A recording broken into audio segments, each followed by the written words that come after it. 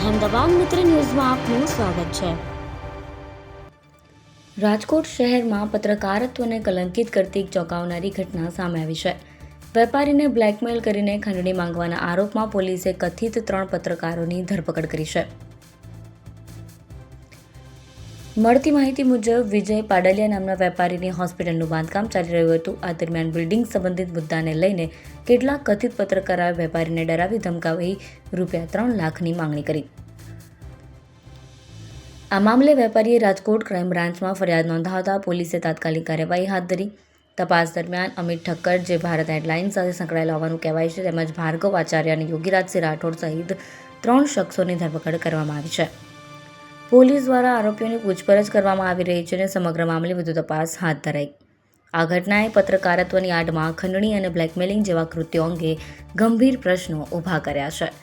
હવે જોવાનું એ રહેશે કે તપાસમાં વધુ શું ખુલાસા થાય છે અને આવા કથિત તત્વો સામે કાયદો કેટલો કડક વલણ અપનાવે છે।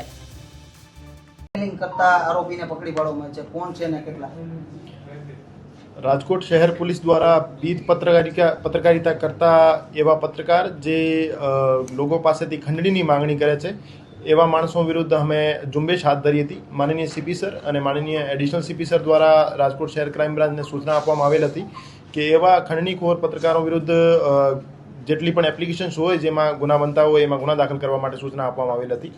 તો એ ઝુંબેશના ભાગરૂપે ફરિયાદી વિજયભાઈ પાડલિયા દ્વારા રાજકોટ શહેર ક્રાઇમ બ્રાન્ચમાં એક ફરિયાદ આપવામાં આવેલ હતી।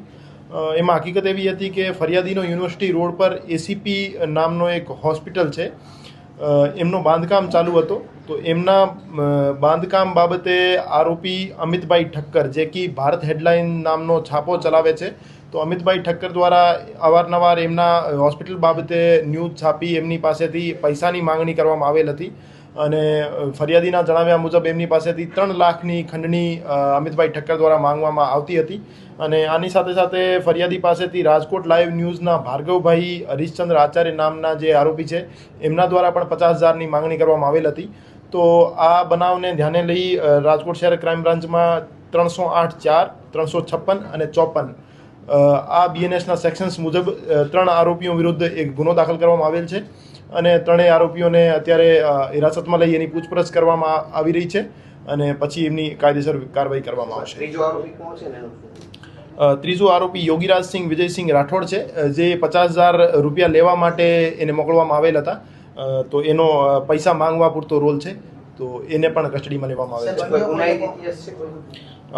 જે ભારત એરલાઇનના અમિતભાઈ ઠક્કર છે એમની વિરુદ્ધ જૂના પણ ખંડણીના ગુના દાખલ થયેલા છે, જેમાં રાજકોટ શહેર ક્રાઇમ બ્રાન્ચ રાજકોટ શહેર સાયબર ક્રાઇમ પોલીસ સ્ટેશનમાં એના વિરુદ્ધ તપાસ ચાલુ છે, જેમાં એક ડૉક્ટરના ન્યૂડ વિડીયોઝ રેકોર્ડ કરી એને બ્લેકમેલ કરવામાં આવેલ હતા અને પૈસાની માંગણી કરવામાં આવેલ હતી।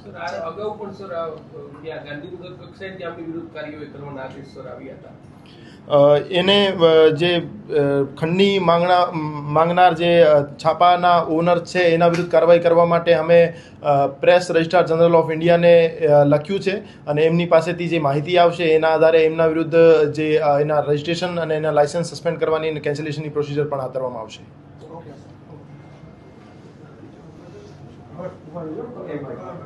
અહેમદાબાદ મિત્ર ન્યૂઝની યુટ્યુબ ચેનલને સબસ્ક્રાઇબ કરો અને બેલ આઇકોન જરૂરથી દબાવો, જેથી દરેક મહત્વના વિડીયોની નોટિફિકેશન તમને મળતી રહે।